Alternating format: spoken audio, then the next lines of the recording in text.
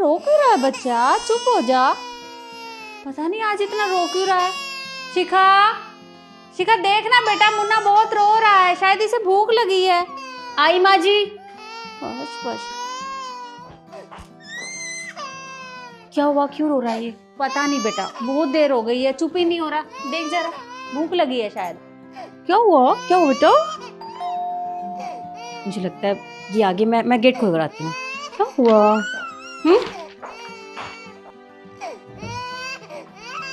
अरे आ गए आप?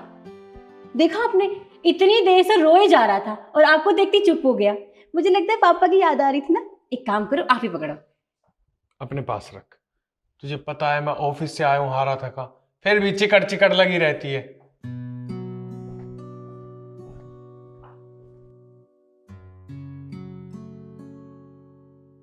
मुझे लगता है आज आप काफी थक गए हो। आप बैठिए, मैं आपके लिए चाय बना कर लाती हूँ। एक मिनट, मैंने कहा तुझे चाय बना के ला।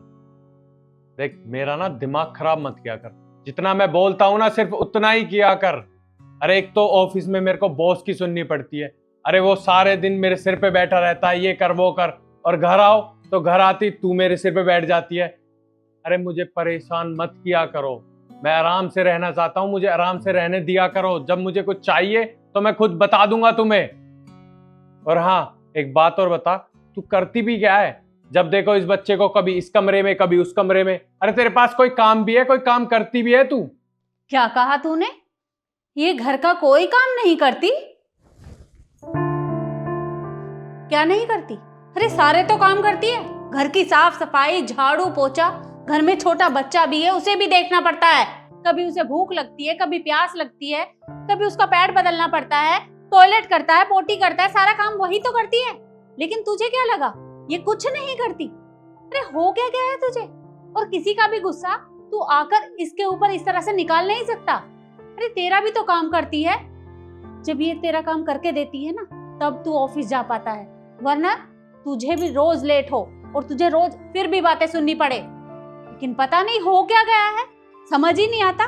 सारा दिन लो और बहू के ऊपर चिल्लाने लगता है। क्या हो गया है तुझे? और आपको सच में लगता है मैं कोई काम नहीं करती हूँ? सुबह 6 बजे उठती हूँ, रात को 11 बजे सोती हूँ।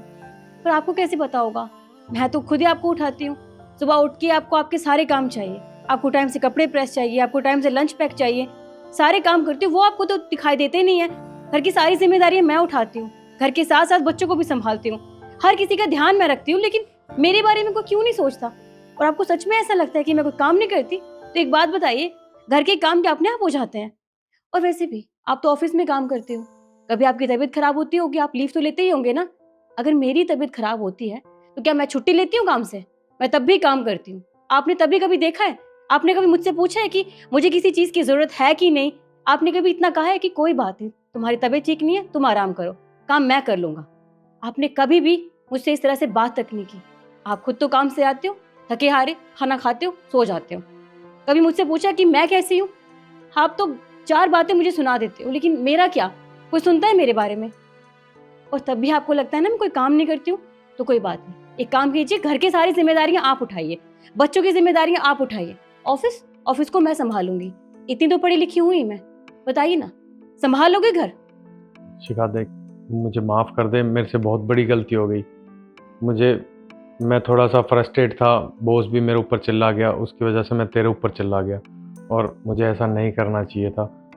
और रही बात काम की, तो मुझे अच्छे से पता है पूरे दिन तू उस घर का सारा काम करती है।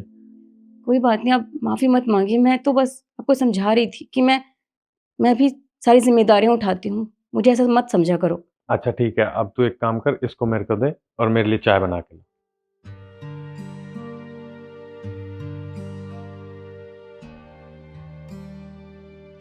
अब आदत डाल ले इसे इस तरह से खिलाने की। अरे माँ, खिला तो रहा हूँ,